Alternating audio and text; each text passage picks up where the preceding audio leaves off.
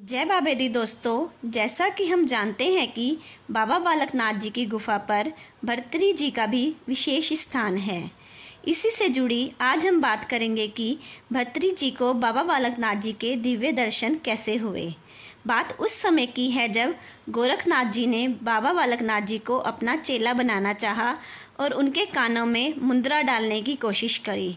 जब मुंद्रा डालने के लिए उनके कानों में छेद किए तो उसमें से खून की जगह दूध की धारा बहने लगी और जब मुंद्रा डालने लगे तो छेद बंद हो जाया करते थे। यह सब देखकर गोरखनाथ को गुस्सा आया अथवा वह पसीनों पसीन हो गया कि यह कोई शक्ति है, लेकिन इस बात को वह स्वीकार करने के लिए तैयार नहीं थे।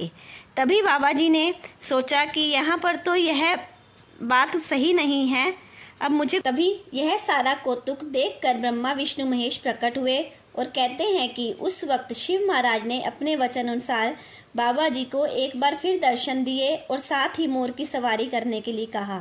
बाबा जी ने भोले शंकर के प्रत्यक्ष दर्शन किए और शीश निभाकर मोर पर सवार हुए और जाकर उडारी मारकर गुफा में बैठ गए, जो कि दियोट गुफा के नाम से आज भी प्रसिद्ध है। और वहां पर बाबा जी के चरण के निशान आज भी दिखते हैं, जिन्हें हम चरण पादुका नाम से जानते हैं। उसके बाद गोरखनाथ कहने लगे कि इस बालक को ढूंढने के लिए कौन जाएगा।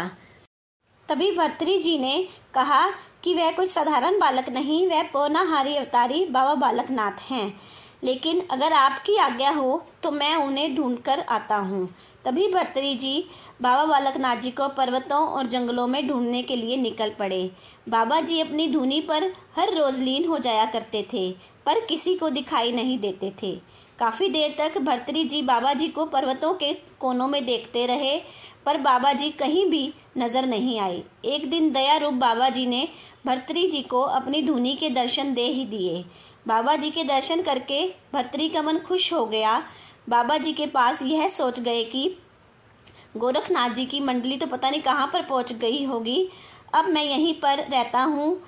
अब मैं इस पूर्ण महात्मा सिद्ध पुरुष बाबा बालकनाथ जी के साथ ही सत्संग और भक्त बंदगी करके अपने मानस जन्म को सफल कर लूं।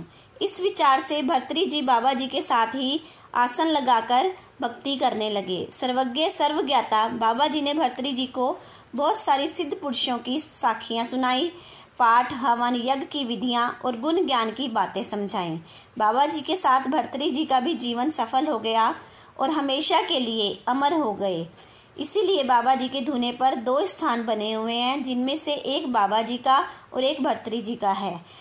आशा करती हूँ आपको यह कहानी अच्छी लगी होगी। इसी तरह की पौराणिक आध्यात्मिक कहानियाँ सुनने के लिए चैनल को सब्सक्राइब करें तथा बेल आइकन पर प्रेस करें। धन्यवाद।